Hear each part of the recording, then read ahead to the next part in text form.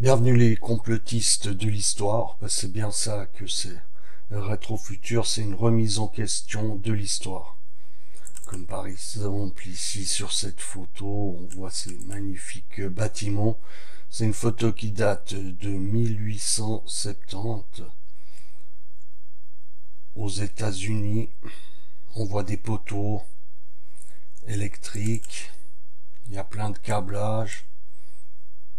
On venait de découvrir l'électricité, là on est en 1870. Il y a encore des chevaux.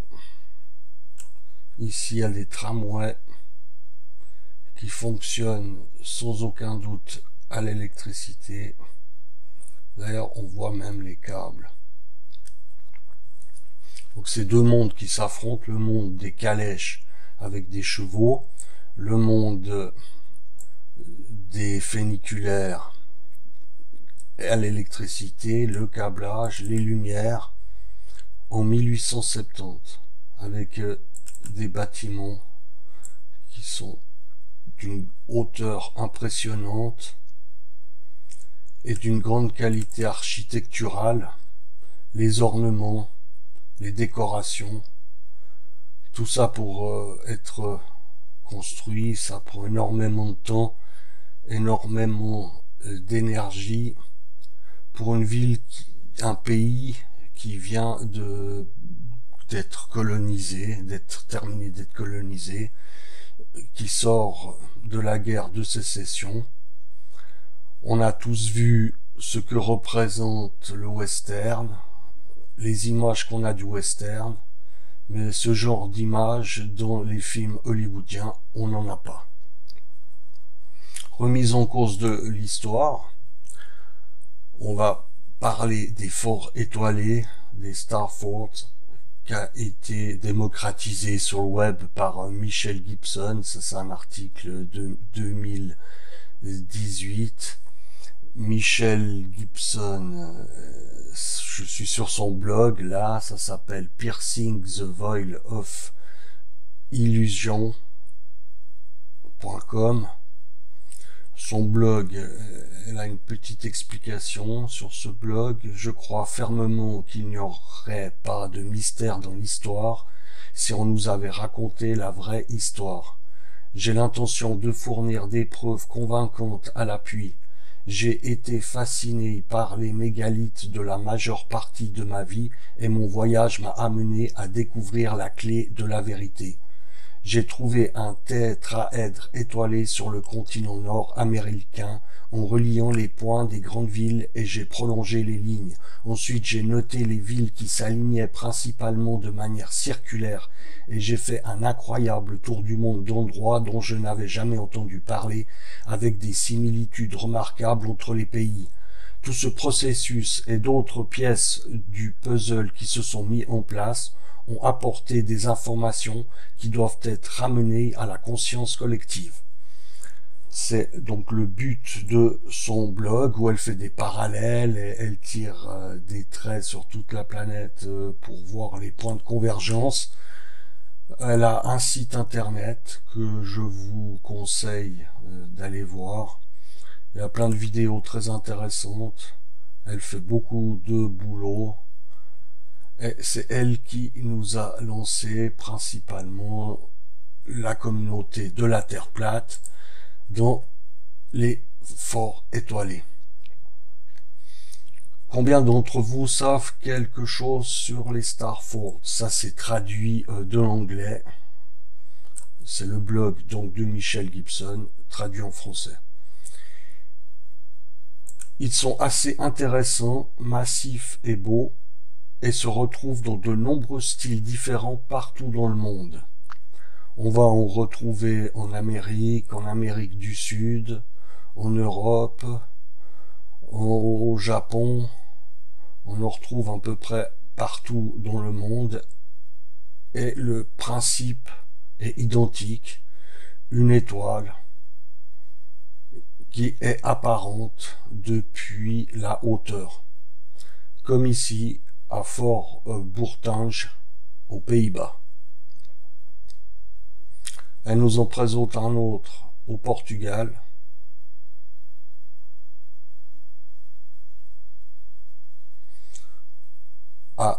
Hakodate Hokkaido au Japon. C'est exactement le même principe. Généralement, il y a un cours d'eau qui entoure, ligne bien droite, des étoiles vues depuis le ciel. Ici à Palmanova en Italie. Un autre style, plus arrondi, bien construit au centre, mais les constructions ne semblent pas toujours, en tout cas la majeure partie du temps, ne semblent pas appartenir à l'édifice, qui va jusque là d'ailleurs. Ça émettrait une résonance particulière à un point spécifique sur la Terre.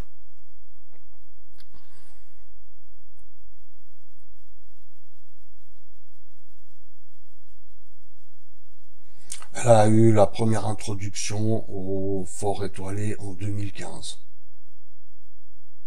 Ici un autre à Monroe en Virginie.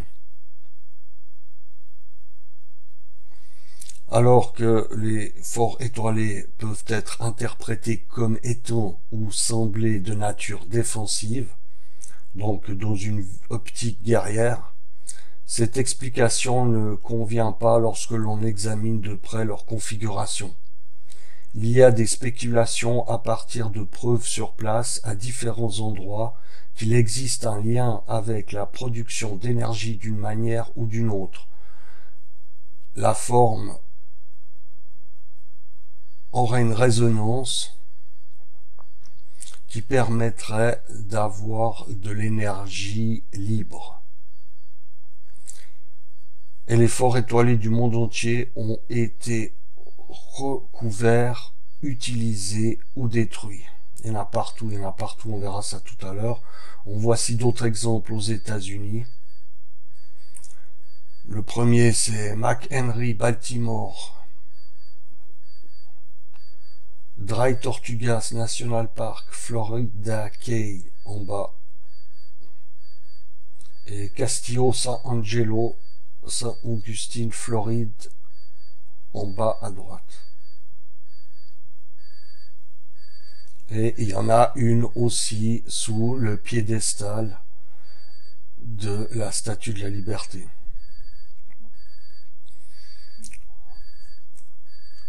Ici, on n'avait jamais remarqué jusqu'à aujourd'hui. Ces informations sur Starford sont pertinentes pour mon voyage intuitif de découverte. J'ai vu pour la première fois la vidéo de New Earth Starford sur YouTube fin 2015.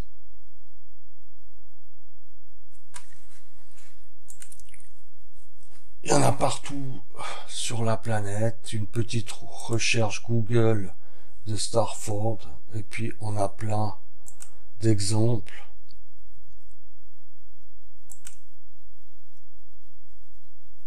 Des formes magnifiques qui prennent leur ampleur depuis le ciel. Des constructions qui dateraient en général de 1600, 1700, c'est ce que nous apprend le narratif. Qui sait qui pouvait regarder ça depuis le ciel à cette époque-là? Comment faisait-il pour voir ça depuis le ciel? Quelle était l'intention réelle de ces constructions? Une explication qui s'éloignerait du narratif traditionnel qui place tout sur la guerre. C'est toujours l'histoire, c'est toujours guerre, guerre, guerre, guerre. Alors qu'il semblerait de plus en plus, quand on découvre le passé en sortant de la matrice, on découvre qu'en fait c'était plutôt paix, paix, paix. Et les contrôleurs changeraient le narratif pour nous faire croire que nous avançons dans la bonne direction grâce à leur guidée. Des formes magnifiques.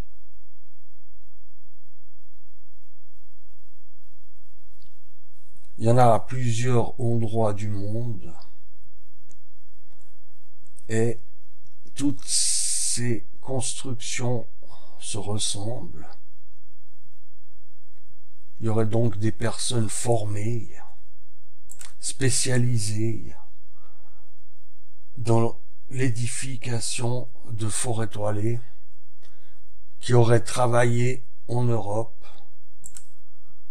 en Amérique, à une époque où même Christophe Colomb n'avait pas été.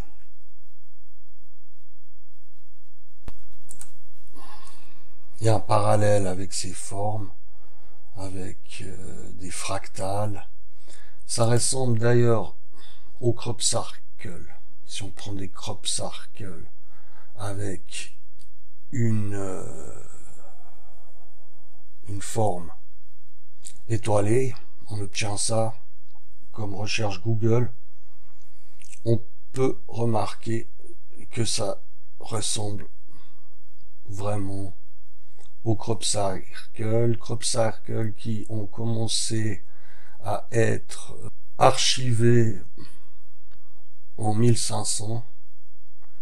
Qui c'est qui fait ces crop circles? On sait pas. On pense bien que 2-3 peuvent être des canulars, mais depuis des dizaines et des dizaines d'années, donc depuis 1500, des gens s'activent à faire des formes splendides à travers le champ pour récolter quoi?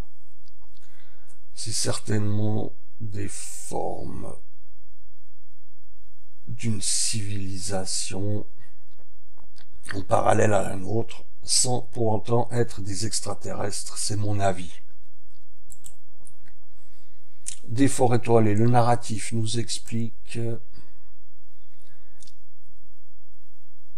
qu'est-ce que sont ces forts étoilés.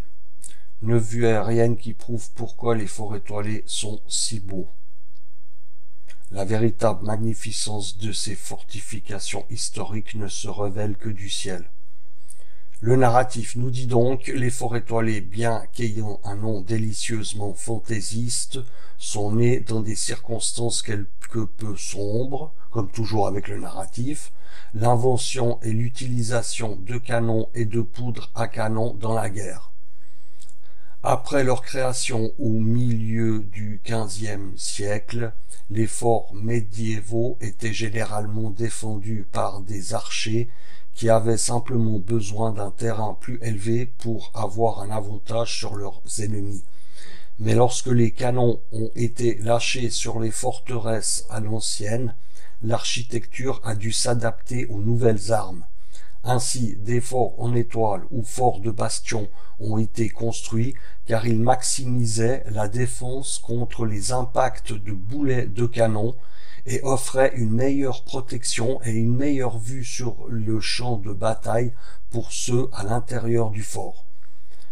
Comme la meilleure vue d'un fort étoilé est sans surprise d'en haut, nous avons rassemblé 9 exemples encore debout des structures fortifiées avancées du monde entier.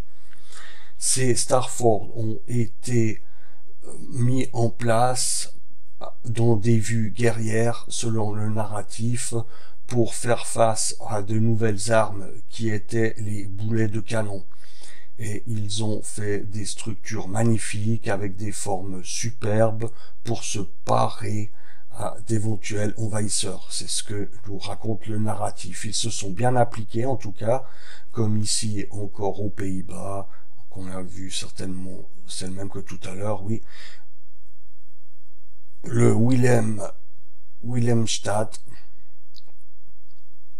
aux Pays-Bas, Saint-Martin-de-Ré, en France, toujours en France, la même composition de l'air, du fort étoilé, de l'eau, des remparts, une jolie forme.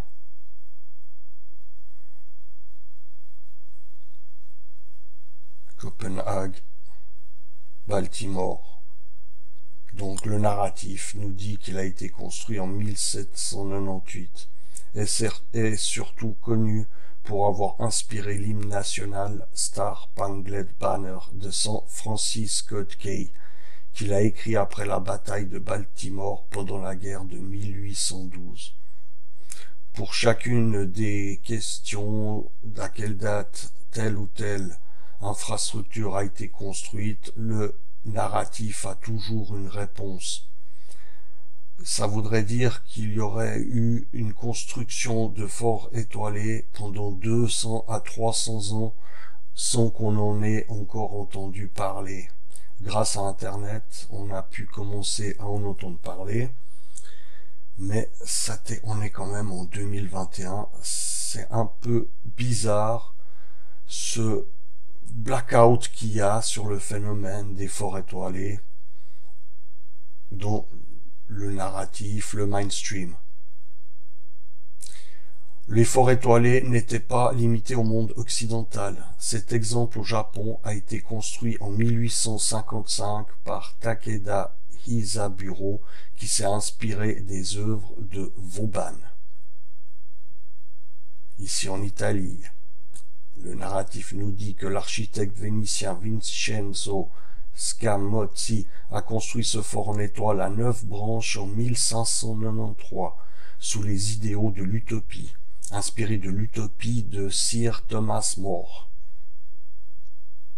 Ici au Canada, Halifax, bien que la colline ait été fortifiée depuis 1749, la citadelle actuelle en forme d'étoile a été construite en 1846.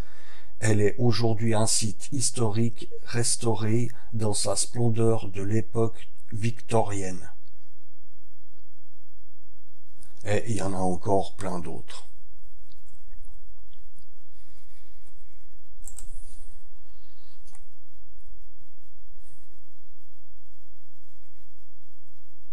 Ça fait penser aussi aux formes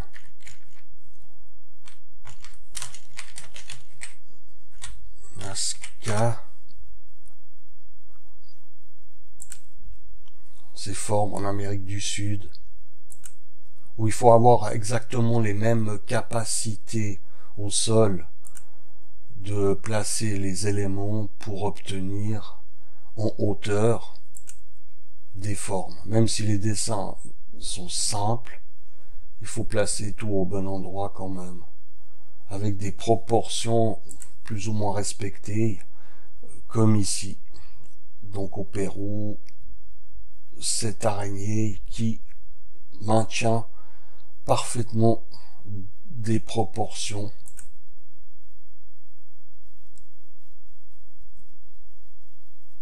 C'est quand même la difficulté de ce genre d'exercice, où là on en a un qui fait 188 mètres, d'autres 70 ou 50 mètres. Ils sont creusés comme des chemins dans le sol.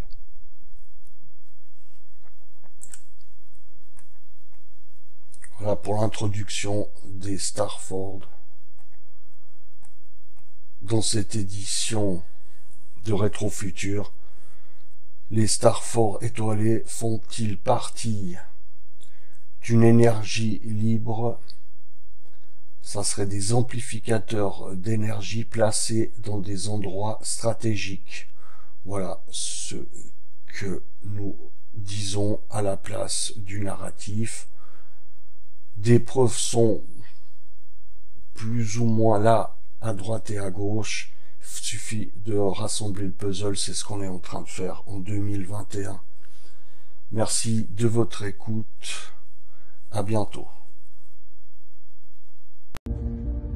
Hold on tight now and keep your eyes open. Look.